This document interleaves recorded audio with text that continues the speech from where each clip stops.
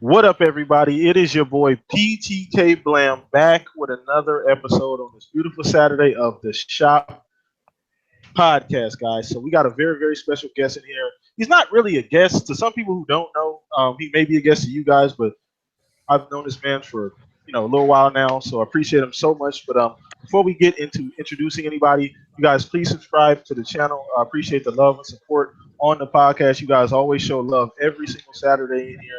So we're gonna go ahead and just start with the guest. So we're gonna go ahead and give yourself a shout out, Ram. Let everybody know where they can find you, man.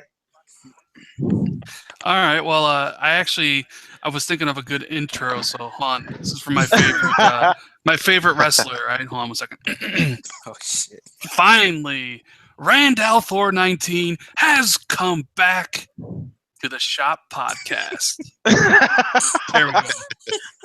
There we go. Little known fact. This was it your very first podcast? Yeah, it was like my very first 5 or 6, dude. Yeah, he was on the Shop Podcast, and I actually did a one-on-one. It's way, way back in my videos. If you guys go back a year and a half, you can find the video. But he was on the show, did his very first podcast. Man, it was awesome, very, very awesome. Shout out to Tim Dog too, because Tim was the one who set that up. So, but I love having you on the show, man. It's been a while since you've been on here, man. Appreciate you taking the time out to get on here today, brother. Thank you so much, man. Hey, no problem, man. I'm glad to be on here. Glad to talk some gaming. Awesome. So we're gonna go ahead and slide over to my boy Jarhead. Go ahead and shout out yourself, brother. Hey, how's it going, everybody? It's Jarhead. You can find me at Xbox, Xbox Live, Twitter, Jarhead2001. Local angry person sometimes. Just grateful to be here as always to talk some games. Yeah, so if you get hit over the head walking out of GameStop with a PS4, it's probably Jarhead. I'm just playing. It's fucked up, man. I'm just playing. So we're going to go ahead and slide over to Predator, man, on location, on an undisclosed location, man. Go ahead and shout yourself out. Yeah, everybody, this is Predator. I'm still trying to wake up. I'm drinking a soda at 4 o'clock in the morning, so happy to be here. Bland woke me up this morning. There's a massive Twitter tag. Oh, man. I thought bombs were dropping off over here or something, but I'm here. Happy to be here. That's it. That's all I got. For sure. And bro, man, from the 6th floor, live wire sliding in. Shout yourself out live. Yo, what's going on? It's your boy Live. Come here to just talk gaming and have a good time, man. All right. What's going on, everybody? Chilling. I see Rand's up in here. Rand out. Yeah, I listened to your advice on that indie game, Arrow. Yeah, yes, it is pretty damn it's good. Awesome, isn't it? What level are you at? Because I got to the advanced. Man, I'm in the advanced. I hit a wall, dude. It was I just couldn't get past the advanced level where the very beginning you have a B or something. That comes by. I just can't get past that level on it. Yeah, I didn't even make it to that one. I got stuck on the it's the one right before the boss where you have to, I can't get past 3 stars. It's killing me, man. that game's fucking awesome though, isn't it? Yeah, nice. It's playing through the first. Yeah, it's nice. I would suggest anybody who's into any music based games with some shooting, because you know what I like it makes you use your peripheral. And it switches on you at the fly. So I was like, oh, shit, I love this. Nice. Man, nice. It's a good game. All right, so then we got Chuck in here, too. We all up. So let everybody know where you at, Chuck. All right, what's up? I'm YouTube and YouTubers, everybody in the chat, everybody on the panel, you know what I'm saying? Everybody in the channel, I'm going to be up in that with y'all. This your boy, Triple Cup Chuck, and I'm up. And we got some fire topics for y'all today. Nice. Just dive right into it. No more time. So our first topic, man, if you have not been if you've been under a rock, I should say, and have not been knowing what's going on the past couple of weeks with the Xbox Scorpio news coming out, kind of want to talk about the hottest thing going on in the Xbox, the hottest topic this week is that I've seen, and that's just the media. I don't want to say hate, whatever you want to call it. You're biting. biting like a mother. Yeah. Oh, okay. Yeah, Can you hear me? Okay, I can hear you now. Okay, my bad. Yeah, so So yeah, so the media and kind of their bias towards the Xbox Scorpio and the information. So we're gonna go ahead and just start with Rand on this one, the special guest. Now, how are you feeling about what's been going on and what's been said about the Scorpio? Man, this is a very, very broad subject, and look, some people got exposed, #exposed on this one. I think I did 2 videos about this because it was so apparent. Like Jason Schreier from Kotaku, Ben Kuchera of Polygon. They immediately, all right, so like the Scorpio thing was just a reveal from Digital Foundry, right? Just the specs, basically talking about whether or not the system would be able to perform and do the things Microsoft said it would do back at E3 of last year, right? Can it do 4K? Can it do 4K 30? Is it possible it could do 4K 60? Like the questions that people want answered along those lines. But I found it funny and very suspicious when immediately after the reveal of the specs, everybody suddenly was talking about, well, Scorpio's great and all, but where are the games? Where are the games? And I was like, okay, if you want to attack Microsoft on the games, let's wait to E3, where Microsoft said they would show some. And if they come to E3 and they don't show anything, then be my guest. Write all the bad articles you want, right? But like, this wasn't about that. This was basically about how the system is going to perform. So I thought it was kind of Bush League for a lot of the media to come out and basically say what they said. Yeah. Okay. Good opener, man. I felt the same way when I saw it. And the funny thing about it was that Digital Foundry has been the gospel as far as like they're the go-to place when it comes to this type of stuff. Everybody listen to Digital Foundry. Everything they've said as far as this generation, whether or not this game ran 1080p, this one ran 900p, has been quoted from Digital Foundry, and everybody takes that and runs with it. Now, all of a sudden, everybody's skeptical about their findings. All of a sudden, when we've been listening to them this entire generation about... You want to know the funny part, though? After I did those videos, I got a few DMs from people in the press that I know, and a few people from Xbox saying thank you for calling out those guys in your video. Oh, that's so awesome. There's even some press people that don't like Ben Kuchera or Jason Schreier, and they were happy that I pointed that out. So. That's fucking awesome.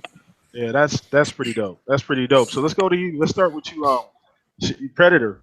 Go with you on this. And I know you kind of, I don't know if you made a video about that, but you've been pretty vocal on Twitter. So how do you feel about it, man?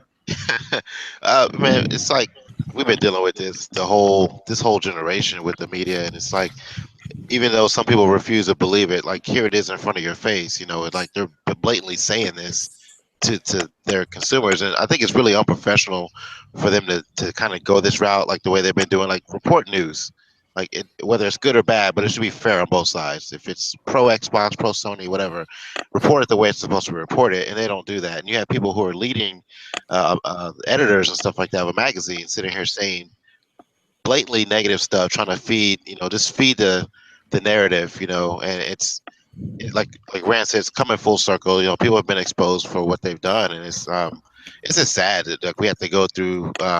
We can't even go to regular media outlets for news anymore. We have to go through YouTubers like Rand and Mooch and Crap and those guys for our news, when these people should be reporting news the way it should be reported. So. Yeah.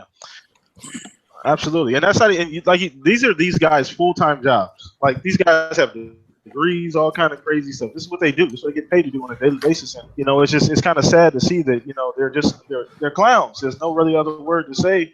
And they've shown their true colors. That little video on Twitter about 1 year the PS4 Pro comes out. You're talking about I'm definitely buying a 4K TV for sure, because this is the first system that can utilize that when it can't. So that's a whole other subject. But then we go around this year. The Scorpio comes out, and everybody's like, "Well, that's nice, but you have to buy 4K TV for it." So that's a big thing. And and this is what I get to. I was listening to like a couple other podcasts, a couple other like IGN, I think, and like it's amazing now how many people don't have 4K TVs all of a sudden. What I thought everyone was buying 4K TVs last year when the S came out. Now all of a sudden, like a lot of these pro Sony guys don't have 4K TVs now. Like, where did that come from? Well, it's funny is like they don't mention, you don't need, to take full advantage of the Scorpio, yeah, you need a 4K TV. However, because of Microsoft's forward thinking and including super sampling as part of the system basis, all games that have that will run better on your 1080p TV. So, like, even if you have a 1080p TV, you will see some benefits to the games you are playing, which you can't say for PS4 Pro. So I always find it funny when people at certain outlets don't mention when they say you need a 4K TV, and if you don't, then you won't get any benefits from it. That's wrong, because if you have a 1080p TV, Microsoft has made sure that you will benefit in some way in it. You know. But how much money you want to bet they will still try to corner Major Nelson? So without a 4K TV, then what's the purpose of the Scorpio? Yeah, can I get Black Ops 2? Yes, exactly. Yeah, good point. Good point. I do want to add one more thing too, because I actually like Polygon. I don't really follow them because they had some shitty news stuff. But like the last two articles I read from them were actually pro Xbox. So you can see that it's starting to try to turn, a little bit back towards, Xbox. Everybody sees the light at the end of the tunnel with the Scorpio coming out, but everybody now has an excuse. Like it's not. First it was like they didn't want it because it wasn't powerful enough. Now it's powerful enough. Now the narrative is going to be games or something else. It's always going to be something with most of these people out here. They're just made up their mind. They're drawing their line in the sand. They're not getting an Xbox.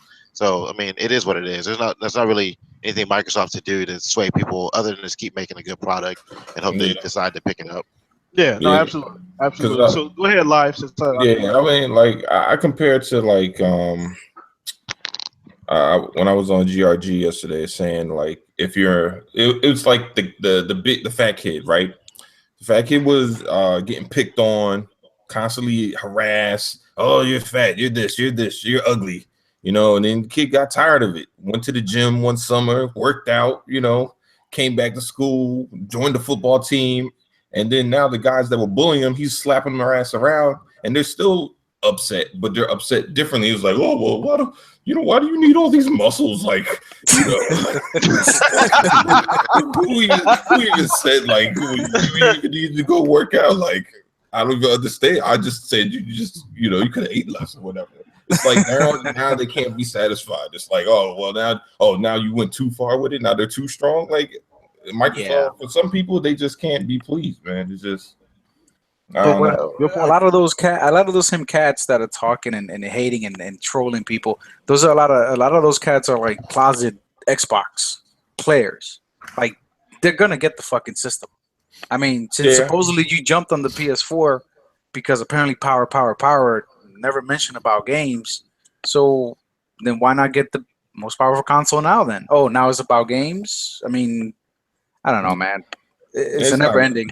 It's not. You know what it is? They're trying to make you think it's about games. They figure if they tell you it's about games, that you'll ignore the fact that when you play Call of Duty, it doesn't look as good on PlayStation as it does on Scorpio. It just won't. And they're just, well, no. It's the same. Like that's gonna be the new thing. You'll see. Oh, this won't be any different. It's gonna be, to me, I feel it's gonna be no different than when the OG Xbox came out and people were still playing on PS2. And they were like, I don't need PS2. I mean Xbox. I got PS2. We got all these games. And then they come over your house and they play that Xbox for the first time. And then they go right back to the game store and be like, let me get Halo. I think, Project Gotham. A lot of people did that, man. It's easy to say you don't want it until you see it. True. Hey, Live, I got a quick confession. Go ahead. I was one of those people.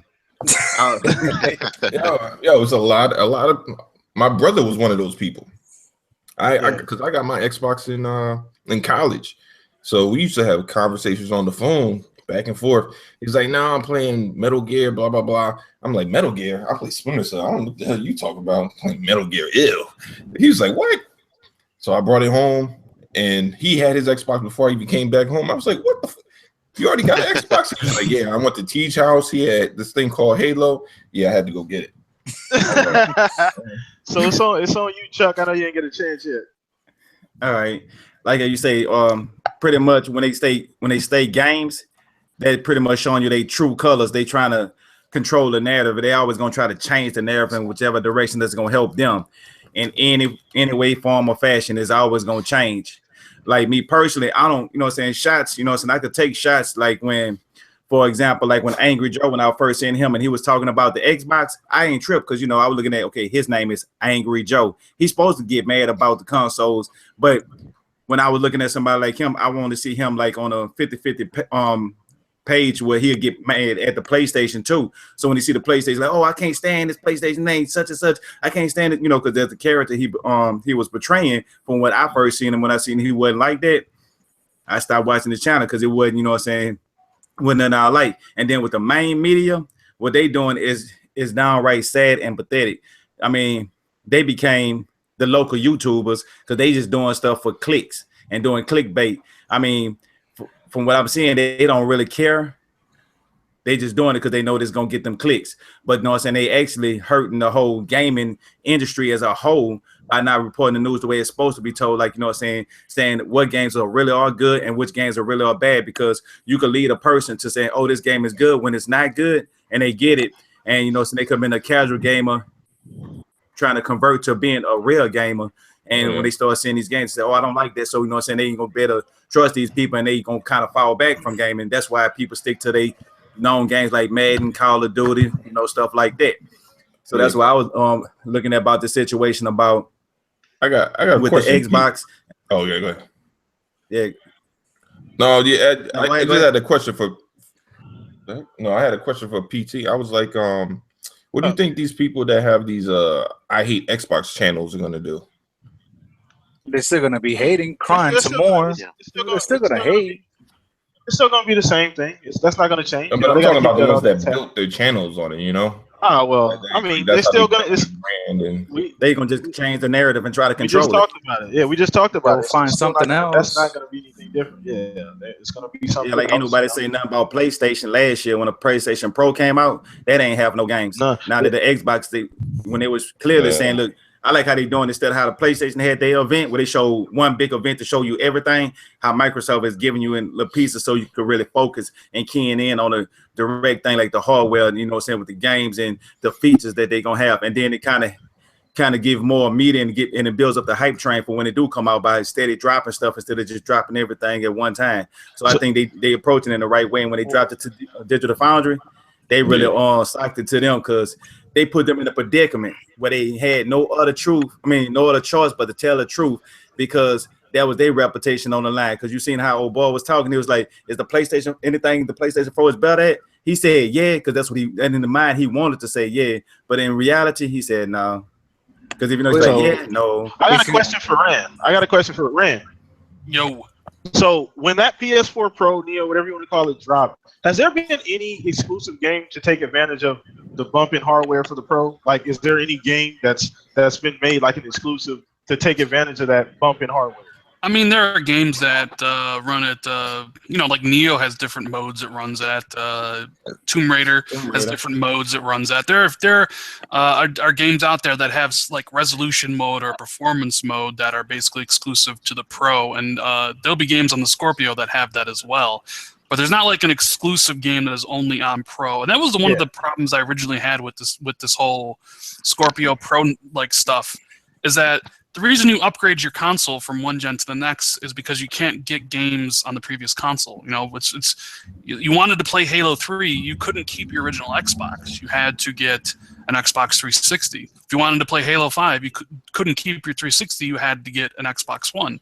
But now, if you wanted Crackdown 3, you don't have to upgrade to Scorpio. You can just keep your Xbox One and play it there. So, but as far as like the media stuff, look, it's monkey see, monkey do. You guys all, the image that went around with N4G, right? Where like the 5 articles and they were like all hated, right? You see, that creates a domino effect, in my opinion. People see that those type of articles get coverage and get clicks. So if you are a like middling website or a middling YouTuber and you want to like get more views, get more exposure, you go to N4G, you go to these other places, you see what people are clicking on. And clearly what people are clicking on are opinions that put the Xbox One in a negative light. So then you think to yourself, well, if these people are clicking on this stuff, maybe if I write a negative slanted article, maybe more people will click on that. I call it the monkey see, monkey do syndrome. Yeah, good point. Good point. So I want to get to Jar before we move on to the next topic because I know he didn't really get a chance to dive in. Well, I mean, pretty much everybody touched on pretty much what I was going to say. I was going to say a couple of names, but I'd rather not fucking promote them because they don't deserve it. The biggest offender to me, besides the guys that Rand mentioned, those guys are fucking asshats regardless. Those are the clowns that just been. Didn't one of those sites get blacklisted at one point? Yeah. Kotaku. Yeah, so they're clowns. I was more upset at IGN. That fucking Shaggy. Let's call him Shaggy. This is supposed that fucking douchebag. He's supposed to be the Xbox guy. You will think he will be like taking his shirt off and showing that tattoo on his chest, like, oh my god. He's like, oh, I'll wait till I see the games, motherfucker. You're supposed to be supposedly in the inside. You're supposed to be the media. When did Microsoft say they were gonna show games? Yeah. So that dude rubs me the wrong, but this is the same. Did he say PS4 was a beast when it had no games? Dude, this is the same cat. This is the same cat, pretty much going nuts over the Switch because that's the right way to release a system. One game. Dude, he called PlayStation a beast to Phil. To Phil, right in front of Phil. Exactly. Right in front of. Yeah. You go look at that video and look at Phil's face when Ryan said it. Exactly. So they wonder why they don't get exclusives. Phil, if you notice, Phil works out, man. That dude's buffed up. That dude must do yoga like a motherfucker. Because I would have karate chopped the fuck out of him. Like, that dude, like that's like everything from the ponies and the stuff. And to backtrack a little bit, what Microsoft is doing with the breadcrumbs effect is the best way, because you know what they're doing by releasing the specs and getting that out of the way? They're basically shutting up all those couch developers. That's it. That's what it's for. Let's be honest. Other than us that follow and some of us that know some of the tech stuff, nobody gives a fuck. Seriously. Nobody that goes to Best Buy, hey man, how many teraflops this one has compared to the other? They don't care. So, so what they're doing is just basically just taking care of the couch developers and the Twitter developers. So they're doing that. But back to the media thing. IGN to me was the biggest offender because the one Xbox guy that's supposed to be there, that's supposed to cover Xbox, just acting like a butthurt a-hole, and it makes no sense. And I don't know if you caught it. I don't know if it's the same day or the next day. And Rand, you can probably give me the facts about this. That they put up an article about how the Connect was a failure. They were talking to like Peter Molyneux. It was like it was literally the day after the damn Scorpio information or the reveal, whatever you want to call it, happened. And they put up an article about how Peter Molyneux said that the Connect was a disaster and it was a fluke or failure, whatever. I was like, what is this? Like, did you guys? But PlayStation VR is still on track, right? Yeah, it's crazy, man. Go figure. All right, guys. So we beat that one to death. So if anybody else has anything they want to say about that, just leave it in the comment section, guys. We're gonna go ahead and move on to the next topic. And so another thing I wanted to talk about too. This information just dropped today. Star Wars Battlefront 2. We got our first look at the game, a trailer of the game, whatever. No really in-game gameplay or anything. But so the cool thing about it is that there will be no season pass this time around, which I think is awesome. That's a win for the consumers. Hopefully more games kind of go that route, because Lord knows we've had issues with DLC this generation, from Destiny to damn episodic games to all Hitman, all these other crazy instances where they've tried to milk people for cash and the game ends up costing you $150 after everything, after DLC and things like that. Yeah. So I want to talk to you guys about that. So we'll start with you. Since we ended, we'll start with you, Jar, on this one, man. How do you feel about Battlefront 2 not having the season pass? You think that's something that should continue? Absolutely, man. That's one of the biggest praises for Halo. Besides whatever, I thought Halo 5 was awesome, but the fan service, man, the support, that should be copied industry wide. And a lot of people are doing it. I mean, Timefall, unfortunately, is not as popular as the first one, but they're doing the same thing. I think most games should do that. Just because of that, I'm gonna be a day one buyer. Even though it is Star Wars, I love Star Wars. I'm a huge fan. To me, at first, I'm gonna wait and see how it looks. But the fact that it's gonna be no season pass, that's awesome. Because, dude, the first one, the freaking season pass, like $50 with tax. That's $55. That's pretty much the full game. and they segregated the community, and shoot, I'm excited. That's a day one for me just for that. Yeah, definitely. And you know what the funny thing is? I don't think Halo gets enough credit for that. You know, They don't. They don't. They that rec pack money, they took that money and really put it back into the game. The tournaments, all the free DLC, all these cool things that they're doing for the community, adding game modes, constantly updating that game. That's how you do it. That's how you take a game and you utilize, you take that model and you utilize it to its full potential. So what do you think about Battlefront 2 not having season pass, Fred? Oh man, I love it. But every time I hear something like that, not having season pass, the first thing that comes to my mind is microtransactions. So I don't know if that's gonna be a thing in Battlefront, but it takes away that whole like a thing with Destiny 2, like the whole month of exclusivity. It gets that out of the way. Well, now that I think about that, it's not even a true statement because they can still do it, but it's still gonna be free. And that's the biggest thing. And like spending $50 on something, it separates the players is never a good thing. I've never been a big fan of spending extra money on a game that it's either not complete. Like, okay, Ghost Recon, for example. Like, I got the season pass for that, but I don't even get the DLC for like God knows when. We don't know when it's coming. But with Battlefront, I mean, I'm not a big Star Wars fan, but anything that's free is always a plus in my book. Definitely. Okay, cool. And I know Rand, I think you did a video about this, but I want to get your take on it, brother. The no season pass for Battlefront 2. Yeah, I think it's that's the move more companies should make going forward. I think season passes, especially for multiplayer games, are a relic of last gen that need to go away. Because if you look at the games that are popular, the games that are played consistently, they're Overwatches, Rainbow Six Siege. They're games that basically offer new maps and new modes to everybody for free, and then they sell you cosmetic stuff, either for money or for in-game stuff. That is the way you do it. The Halo model, the Gears model kind of has something similar to that, where you don't segment your user base. And I think they're doing this because I think they looked at Battlefield 1, and we all know Battlefield 1 sold extremely well, but they recently released their first premium DLC, and the numbers of people playing the game fell off a cliff. Yep. Yeah. Because you have that situation of haves and have-nots. The people who bought the game originally, and then the people who bought the DLC, right?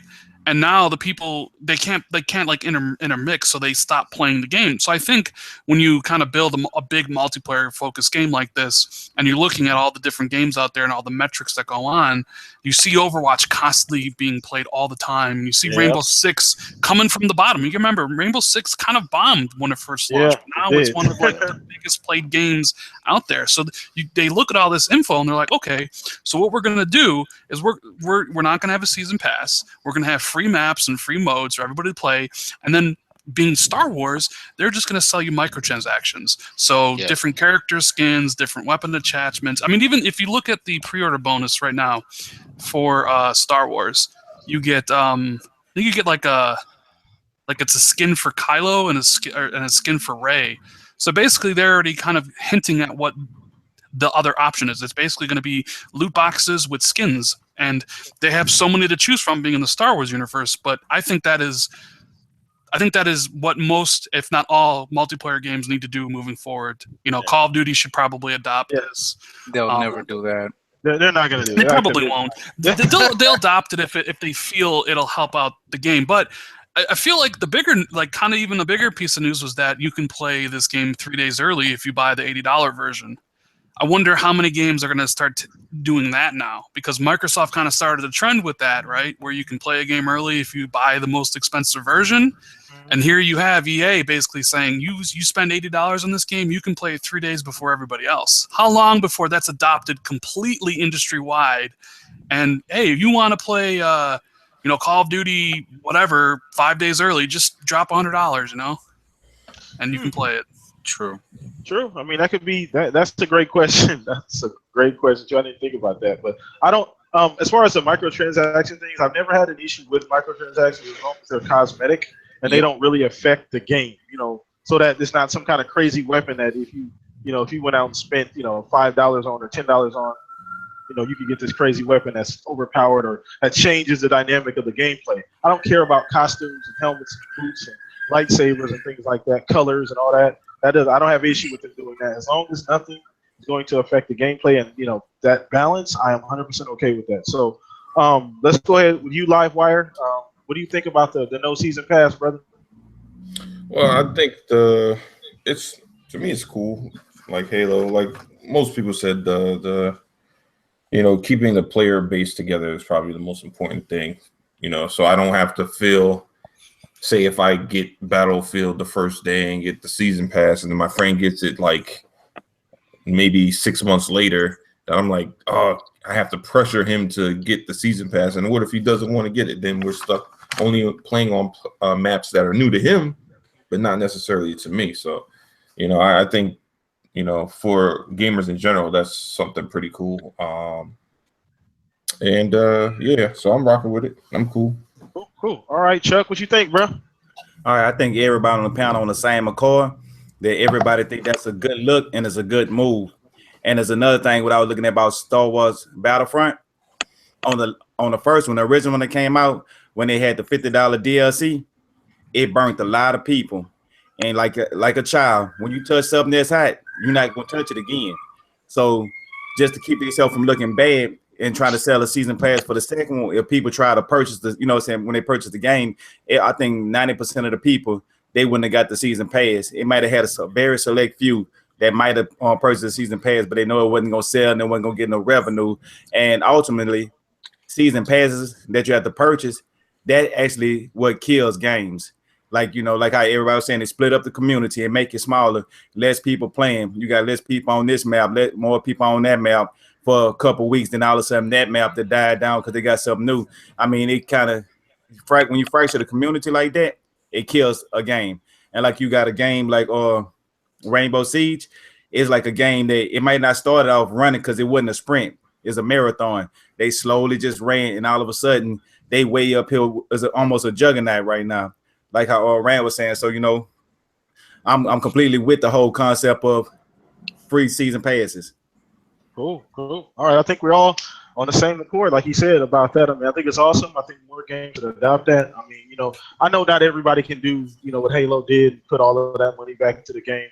A lot of games don't ever reach that size, to where they're able to do that. But I think this is a good start for Star Wars Battlefront 2, and I think it'll get the game, it'll get the right kind of conversation, the right positive energy behind that game before it comes out, so people will get excited about it, or even more excited about it. It's gonna sell any goddamn way because it's trillions of Star Wars fans that are gonna buy it and sit it on their shelf right next to the Darth Vader helmet. So it's not, they probably won't even touch it. They're just gonna be up there for a collector's edition, whatever the case may be. So we go ahead and move on to the next topic. By the way, everyone, if you're in the chat, please, if you have any questions, we're going to answer those towards the end. If this is like your first time, we usually take all questions at the end. So you can put them in the chat, but we'll answer them a little bit later on in the show. So appreciate you guys' support here. So let me go ahead and pull this up. I apologize, everybody. So we had them here. Okay, so the next topic we had, this is great. And I think this kind of flew under the radar a little bit. I didn't hear a lot about it. Just if you're on Twitter and the Xbox community, I heard some about it, but as far as mainstream media, I didn't hear too much. So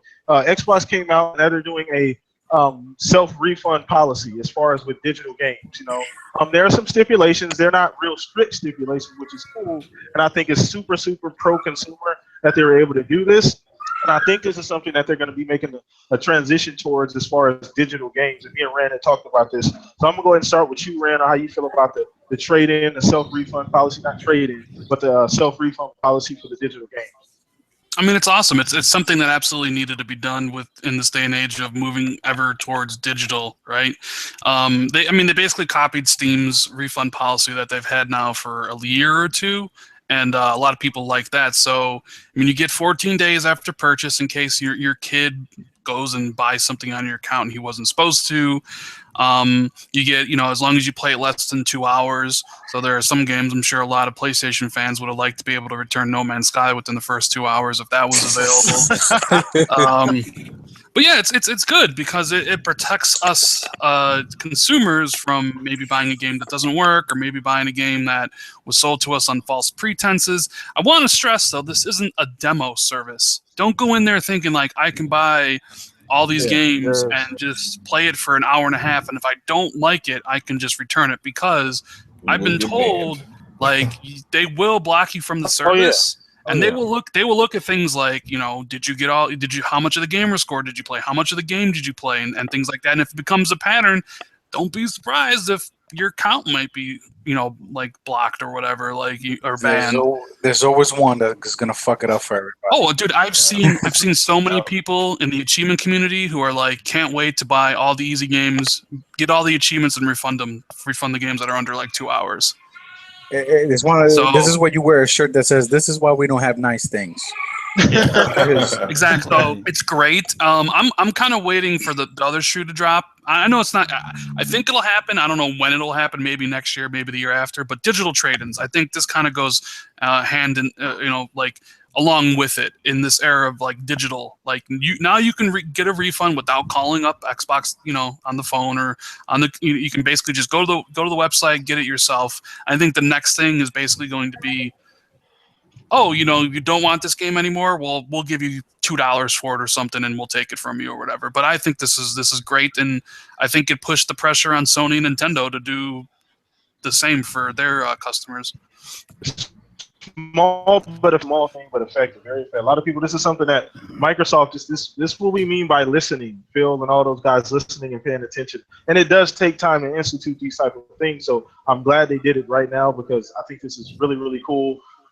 This is huge. It's small, but it's a big deal. So, Fred, how do you feel about it, brother? I usually keep all my games, so it's not a big deal for me. But I do a lot of research on games before I buy them, or I have some that I'm really I guess attached to. So I've never wanted to refund a game. There might have been a game I set aside. It's like I'll come back to this, like The Witcher. I mean, I didn't like that game when I first played it. I might have had this policy. I might have actually used it in that sense, but now that I've actually gotten back into it and actually picked it back up again, I mean, I love the shit out of that game. But like you guys were saying, there's gonna be one or two assholes that goes out there and tries to use this at some kind of advantage or whatever. But it's a policy that was needed, and I like the way they implemented it. It's what is it, 2 hours, or is it 10 days or something like that? It's either or. Is it 30? Yeah. It's 14. Not either or. It's 14 days, less than 2 hours. Yeah. And I don't really get a lot of time to play games that much anyway. So I'll pick a game up, I'll play it for 30 minutes. Okay, I usually know in the first 30 minutes of a game if I'm gonna enjoy it, with the exception of The Witcher.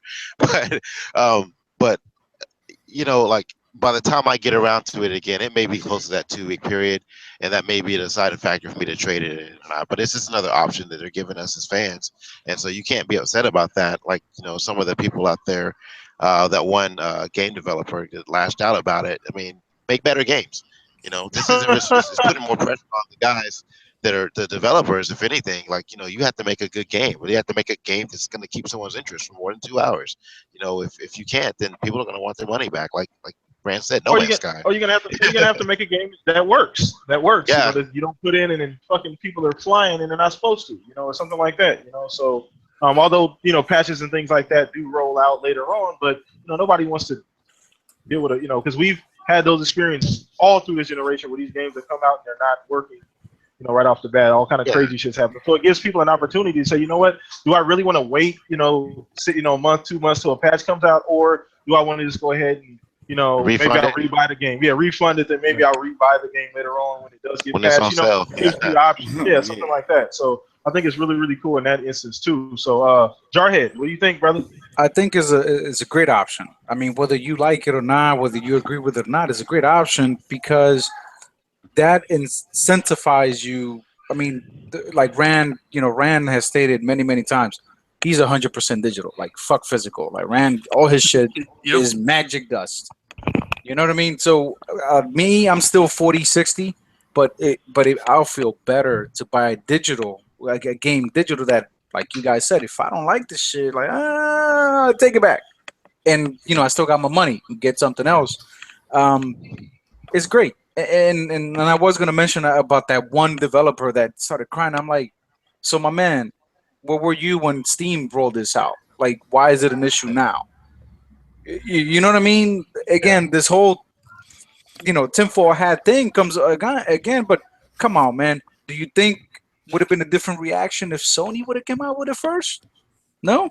You don't think? Because This dude came out of the woodwork. I don't even know what games he makes or she. That was the Chinese room. So they made Dear Esther, which is an hour and 15-minute game. And they made Everyone's Gone to Rapture, which is a PlayStation game, and that is an hour and a half game. Okay. So they make games that you can complete in less than 2 hours. So I see why they're upset, because they're basically saying anybody that buys our game could refund it if they wanted it, you know? Again, make 3 hour games. Nothing wrong with that, but is the game is good, people will keep it. People but again, why he doesn't make PC games then? Because what was he when Steam? No, I'm sure Dear Esther and Everybody's Gone to Rapture are on PC. So so that's what I mean. Like that was just like, dude, they gotta make all the games. Yeah. So there's always a response to that. So 2 hours and 1 minute. Yeah, basically. Yeah, pretty much. So we get your take on this live. Yeah, I think the refund thing is cool. I mean, as long as people don't abuse it.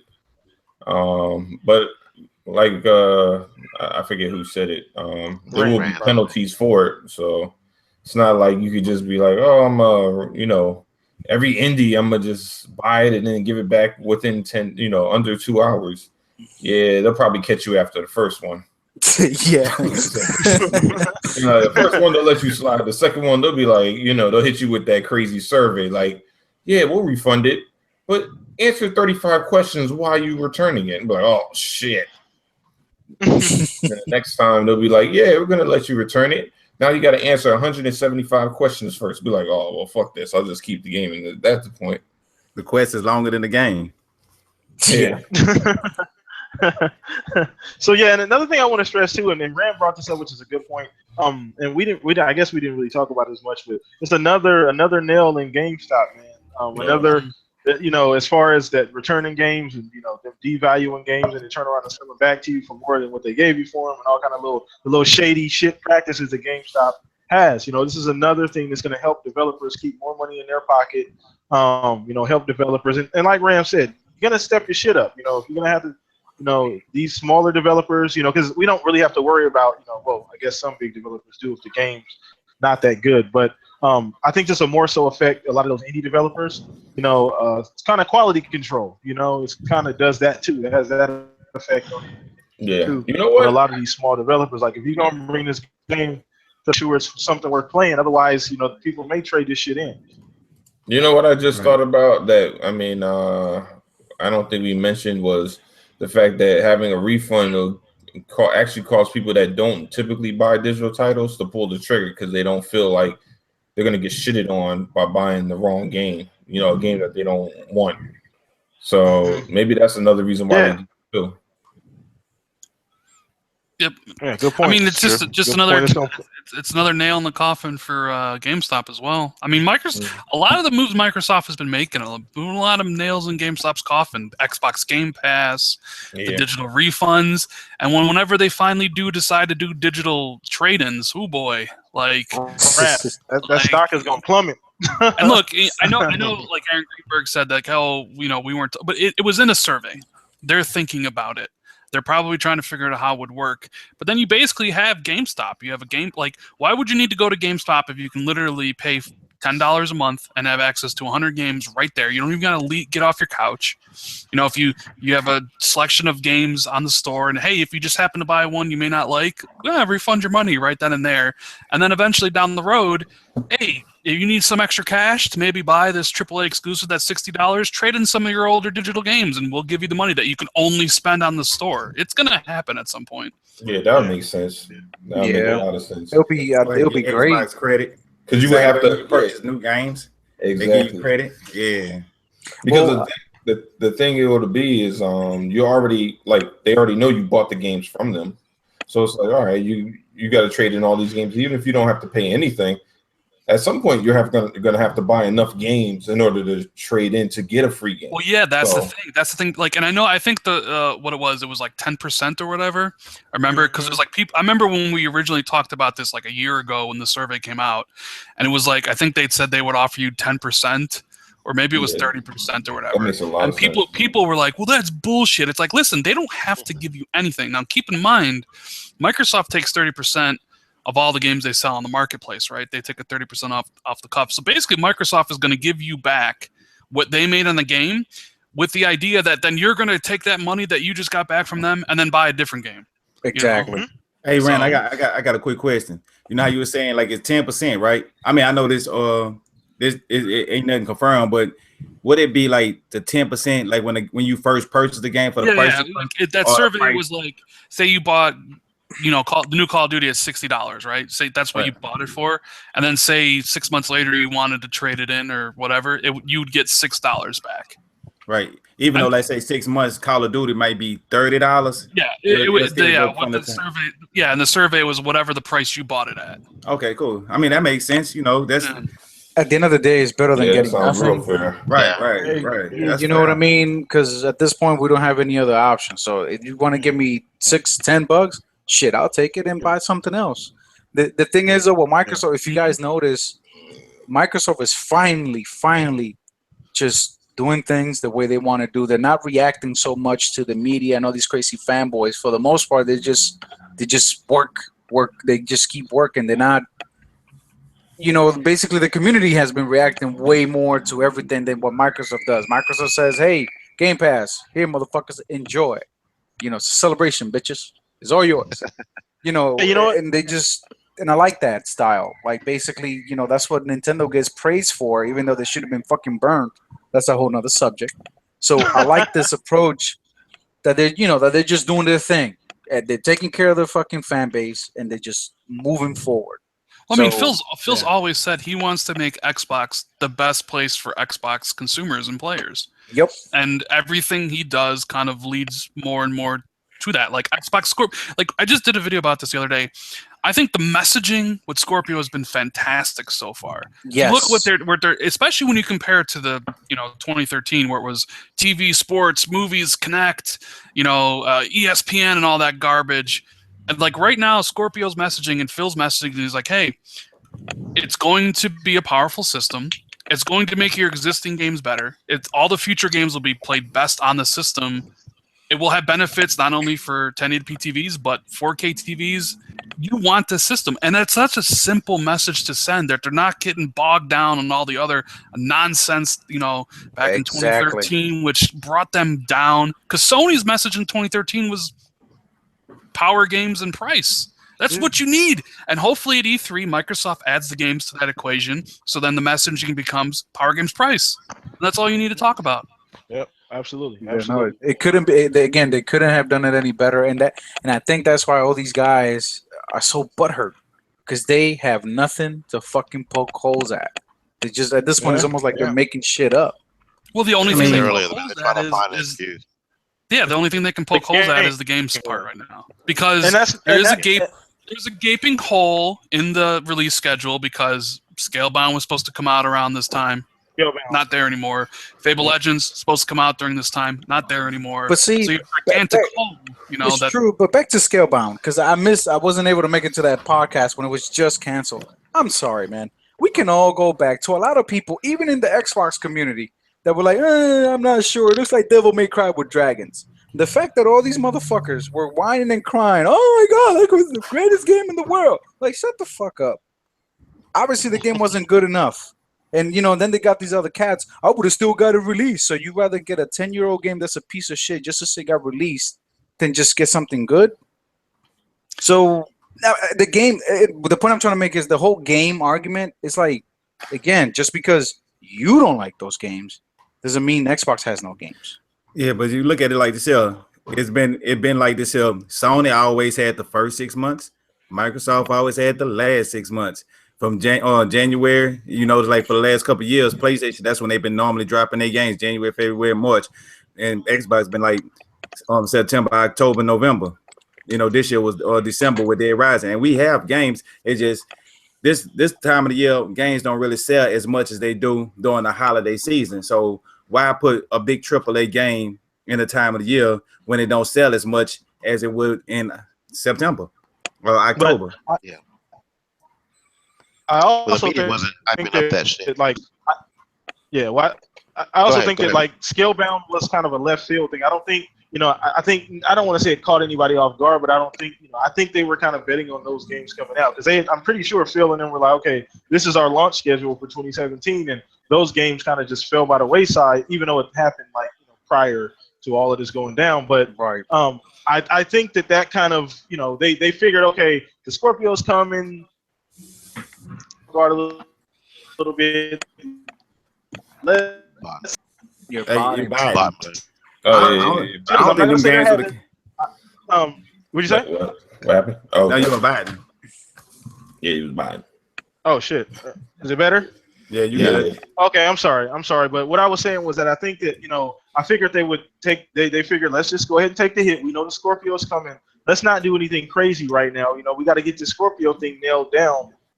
There are games that still came out, like you said, Dead Rising, Halo Wars 2. There are games that did come out, So I think it was Rand. Correct me if I'm wrong. Was it like 5 exclusives in 6 months, something like that? There were exclusives that did come out for the Xbox. So like September of last year. I mean, you had like Recore, Forza, Gears, Dead Rising, Halo Wars 2. Yeah. Halo Wars 2. So I mean, there are games still, but with Sony dropping Horizon and Neo, things like and the games being well received, I guess you can say, it kind of gave more fuel to the fire as far as because we didn't hear this shit last Christmas.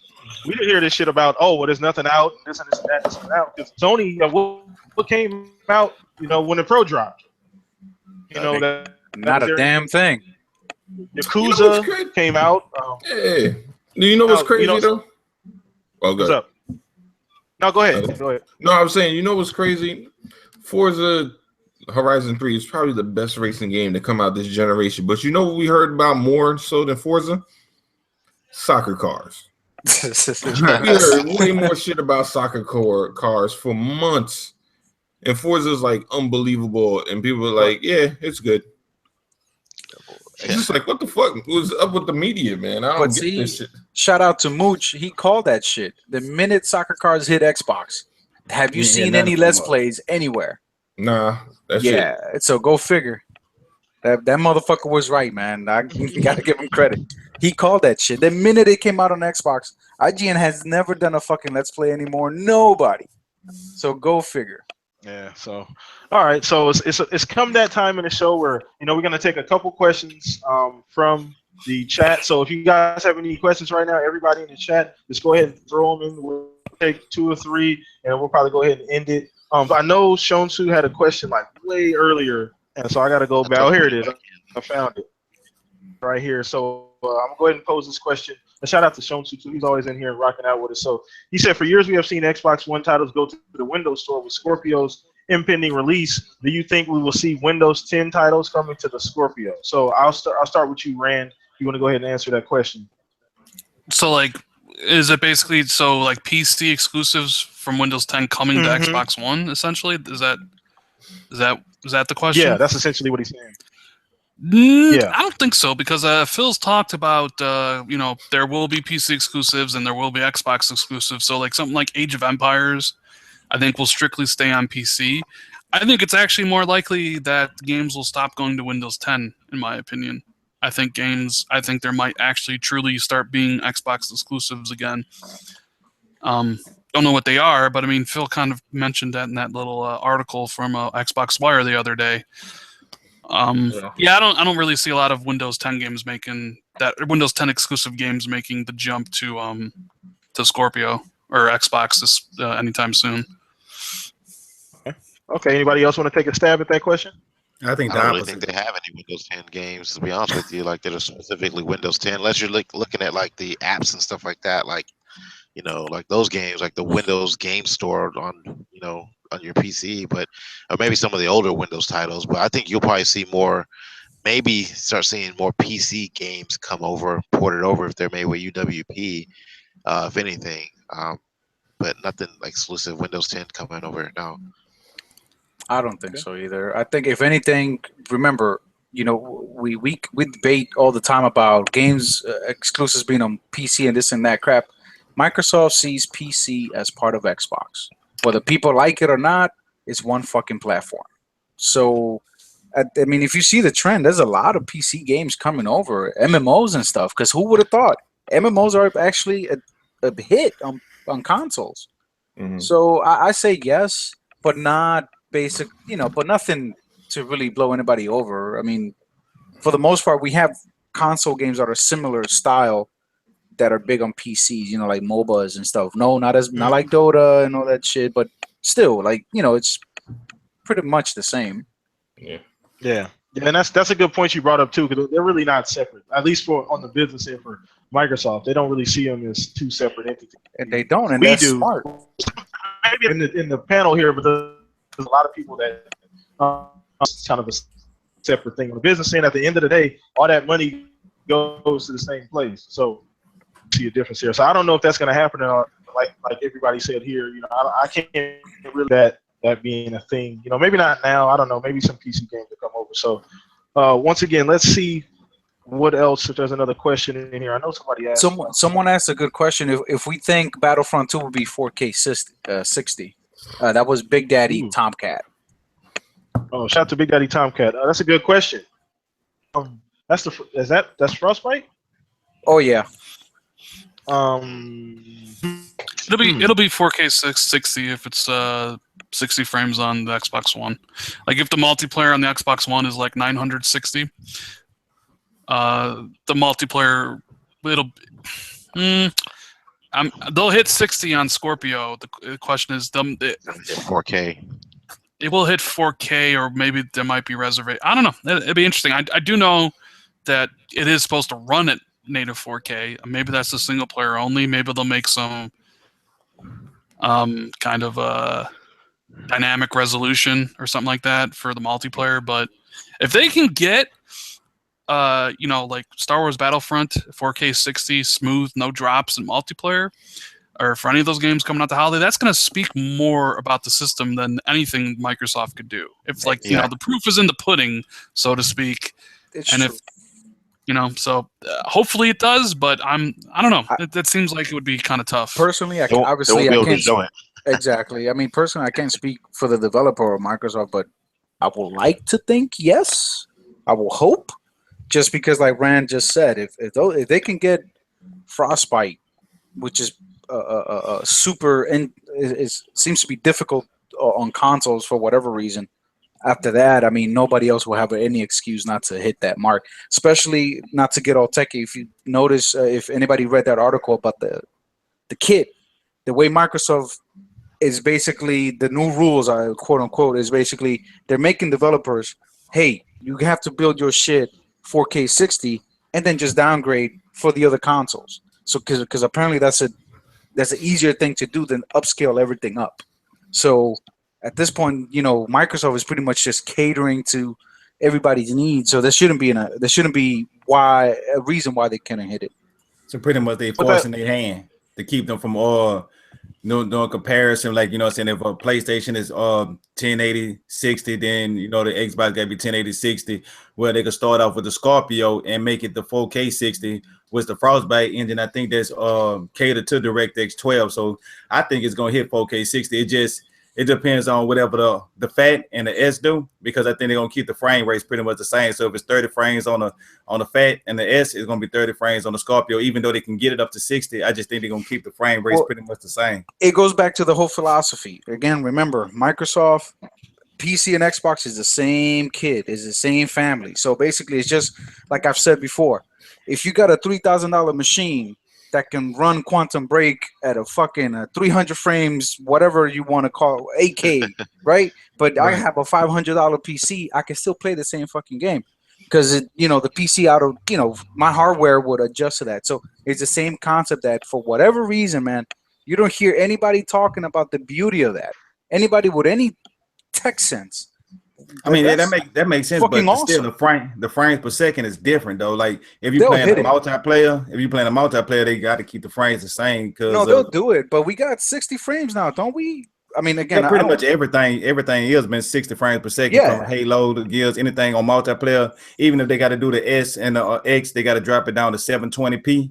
They're gonna make sure they hit that 60 frames per second. And the Scorpio would just do the 4K 60. Exactly. I think that's the best route to do it. So I think yes. I mean, it shouldn't be a Cool. So I want to take one more of this question. You can kind of have at it. So Wayne, Oh, Hello? biting Peace is really, mine. really bad. He dropped down to 10 Oh, shit. 10 frames per second. All right. Is that better? You guys hear me now? Much better. Oh, okay, cool. Sorry about that, man. So Phil changed his mind about it because he hears everyone saying Xbox has no games. Shit, what was that? I couldn't understand. So, Do you think Gosh. Phil has changed his mind about Xbox exclusives because he hears everyone saying Xbox has no games? Good question, Dwayne. True. Any takers on that one? Well, I mean, Phil's wanna always take said that? if the games will go where they fit. Like that's why Age of Empires isn't on Xbox, because it doesn't fit on Xbox. And I'm positive he's mentioned before that there will be games for Xbox exclusive wise that don't fit on PC. Maybe Halo 6. A lot of people, like, you forget, like, if they make Halo 6 and put that on PC, then you got to do something about the multiplayer, because it will not be fair to put, like, people with, like, controllers and mouse and keyboard in the same matches. So I wouldn't be surprised if there are games going forward. Right now we know Sea of Thieves is coming to PC. I'm not 100% sure if State of Decay 2 is, although I think it might be. But is Crackdown was Crackdown 3 ever announced to go to PC? I don't know if it was. I don't think that's coming. I think that's the game that's not coming. Well, I don't think they confirmed it, but I wouldn't be surprised if it's a Play Anywhere title, though. I mean, it may be, but maybe Crackdown, because he said that if you go read that article on Xbox Wire, he mentioned how they're going to be proud to ship some of these games that'll be playable only on Xbox One and played better on Scorpio. If you think he didn't misspeak and it wasn't an error in how it was written, that literally means the game can only be played in two spots: Scorpio and Xbox One. Man, you think they got something to do with the cloud? Yeah, I mean, maybe Crackdown 3 is only going to be available on Scorpio and Xbox One. It won't be on PC, or some other game. So it's possible that But here's the thing: I don't think that even though it might stop the argument of games going to PC, right? Like, you have no games, and because they're all on PC. The problem is, here's the thing: that's kind of like a double-sided argument, because nobody plays those games on PC, period, right? So it's not even an issue. Like, I was told that the Windows 10 store is a disaster, straight up disaster. Nobody buys games on it. Nobody plays any games on it, right? Yeah. So if nobody's playing your games on PC, then it doesn't matter if they're on PC, because everybody's playing them on Xbox already. Yep. It's just an argument people use to justify a reason they're not going to get an Xbox. Instead of coming out and saying, I don't like Xbox, I'm not going to buy it, they try to somehow spin it and be like, well, if Xbox had games, I would get an Xbox, but all the exclusives are on PC. Exactly. One thing I've always said is that if Sony had a PC division, you don't think the motherfuckers would try to put their games on a PC? If they could had an opportunity, absolutely. Why wouldn't they? Good business. That's business. You know what I mean? That's what. But people are so stupid. For example, even let's say Sony does decide to put everything on PC. If I ever decide to buy a Sony game, I'll still rather play it on a fucking PlayStation. I like consoles. I have a machine that's more than capable of running any fucking game on ultra high settings, but I still prefer consoles. I don't need to say, oh, well, everything on PlayStation is on PC. That's why I won't buy a PlayStation. No, I don't buy a PlayStation because there's nothing that I want to play on that's worth me spending $300 on. I mean, simple as that. Doesn't mean, I don't know, man. People sometimes take this shit too far. It's fun sometimes. Don't get me wrong. It's fun, but... I mean, why don't people just come out and say, look, I don't want to buy a Nintendo. I don't want to buy a PlayStation. And just leave it at that. But they always make this caveat. I was like, well, why do you even need to get an Xbox, because all their games are on PC? Okay, well, then play it on PC. Who cares? Exactly. You don't need an Xbox to play the games. I get it. But not everybody wants to play on PC. And clearly, from the numbers that I've been told and how the store's performing, nobody is playing on PC anyways. So the games might as well be exclusive in the first place. You know what I mean? Yeah. But see, that's gonna be more ammo. Then the headline. Don't even play PC games anywhere. So yeah, it's gonna be more ammo. How Microsoft failed on PC. So right, yeah. So if they cancel Xbox Play Anywhere, exactly. So they probably still stick with it. Although, What do you guys think about Crackdown? Do you think Crackdown will be Xbox only? I Crackdown 3? think it's gonna be play anywhere. No, I think it's going to be Xbox only. I'm Only reason why I thinking say it is Xbox only. because it looks the way it looked like they built it was based on the Xbox. I don't think they had PC in mind when they built that game.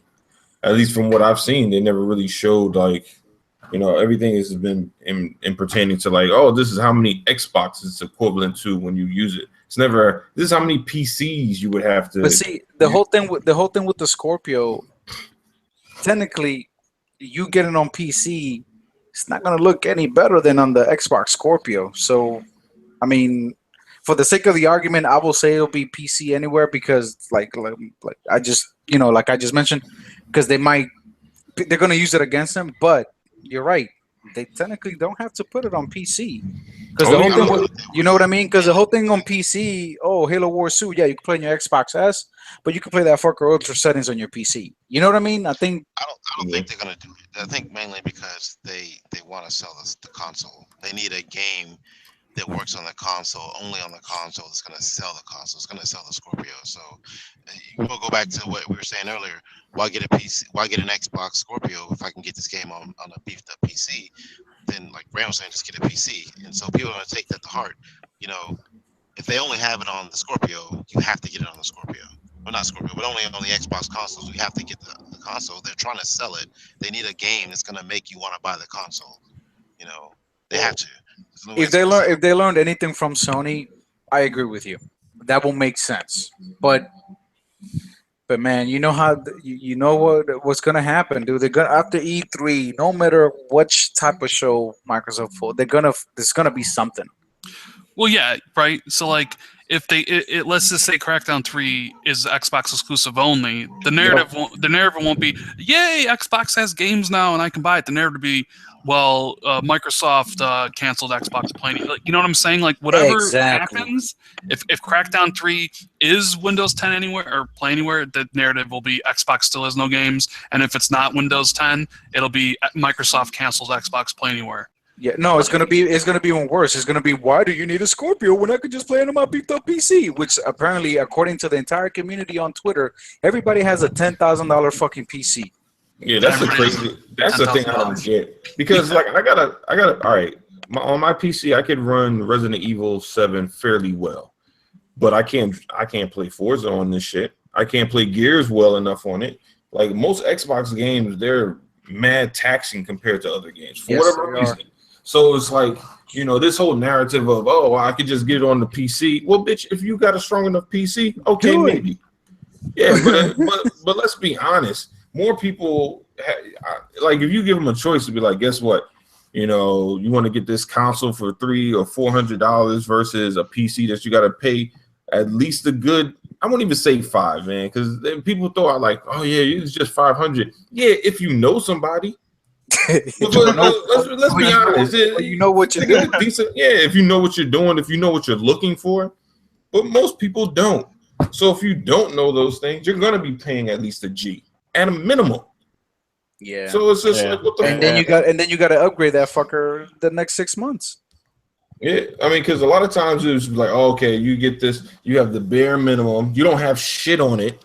You're like, damn, I can't play games on it until I get fucking Windows. Like, what the fuck? The way I see it, man, just play what you want. But Microsoft's look, Sony proved how great it is to have the media on your side. Not necessarily, in your pocket, because I'm not gonna go and say that I have no proof. But the fact that Sony has the media on their side, I don't care what anybody says, is a fact. Just proves how beneficial that is. Because Sony can do no motherfucking wrong. Nothing. These motherfuckers do the dumbest shit, release the shittiest games, and you don't see shit about it. Anybody play that Black Tiger Life? What the fuck is it called? Yeah, the funny thing is, you know what it is? When it comes to PlayStation, they ignore their faults and they praise their successes. That's what I was about to say. When was the last time you seen someone, the media in general, just come out and say something negative about Sony? Seriously, all jokes aside, made headlines. Yeah, again, just like Blam said, IGN come up with an article talking about the Kinect. Who gives a fuck about the Kinect? Yeah. You know what I mean? Why aren't there any articles about how PSVR is doing? Conveniently a day after that. Yeah, and the crazy thing is Phil wasn't. Everybody looks like we go ahead. Go ahead, finish it. No, I'm saying nobody was talking about the Connect, so it's just like, well, where the fuck that shit came out of way out of left field. Like everybody's talking about the Scorpio now. They're just like, you know what? Let's talk about the Connect, the shit that we hate, and the shit we complained about for like the last 3 years. Dude, there's one even without reaching, huh? Yep, and there's one even better. Some other asshole made an article, an opinion piece, because that's what they call them now. Oh yeah, the Scorpio won't have the Connect port either. Who gives a flying fuck? Like, what the hell?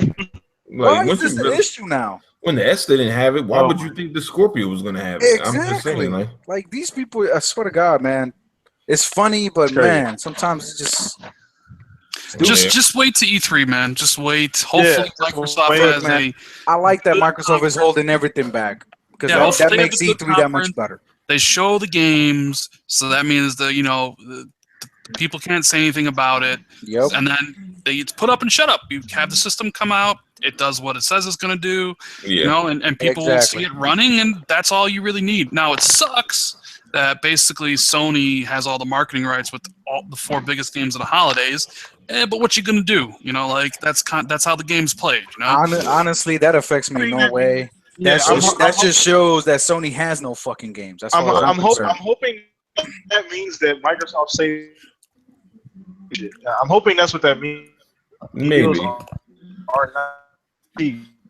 So we'll see. That remains to be seen. But good point. So it looks like, guys, we can go ahead and wrap it up there.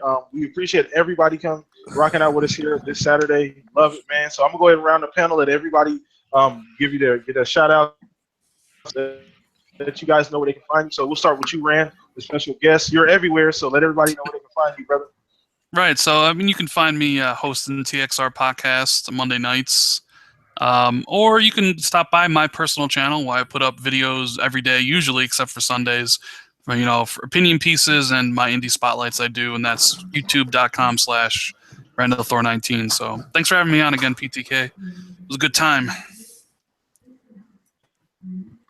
No problem, brother. I think he went away. There you go. There you go. Oh. Am I here? Okay. Yeah, I can kind of hear Hello? you. Now you Go ahead, live. Shout yourself out. He on the PlayStation Network. This dude. Go ahead, live. Okay. Yeah, this is your boy Live. The wild dude that says wild shit from time to time, but I'm just being honest. People just don't like honesty. That's what it is sometimes. It only sounds crazy because I'm telling the truth and you don't want to fucking hear it. But anyway, man, it is what it is. A great podcast. Enjoyed everybody. And catch you next time.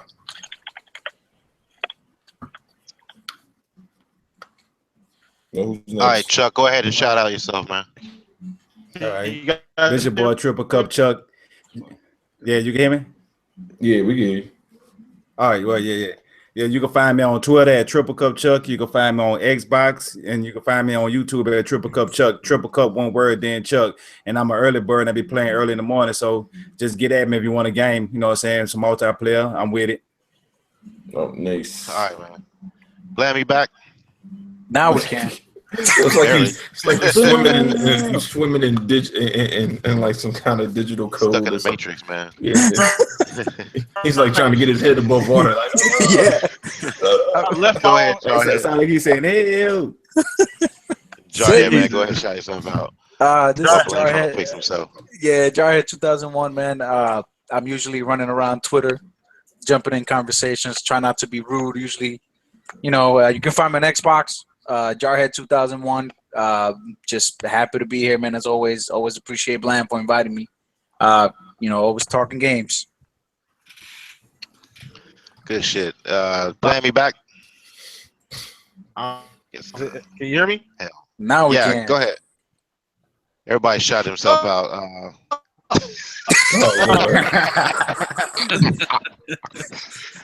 I'll shout myself out real quick, man. This is Predator H2OS. You guys, I have a channel, Xbox After Party. I'll do more stuff on Twitter than anything on my channel anyway. So hit me up on there. Hopefully Blam can get himself back in here so he can shout himself out real quick. Nope. Can you guys hear me? Oh, there Yeah, you go. we got there you, go. man. Give yourself a shout out, Blam. Better, slightly. Let me hear. So, Yeah, so slightly. record on the channel. Wherever Next you Saturday, man. there you go. Wherever you standing, stay right there. Okay, so is that better? A little bit. Hello? Keep Okay. going, man. Keep All right, going. so Work to it. yeah. All right, so guys, we'll catch you guys. It's like trying to help a handicapped child right now. It's fucked My up. bad.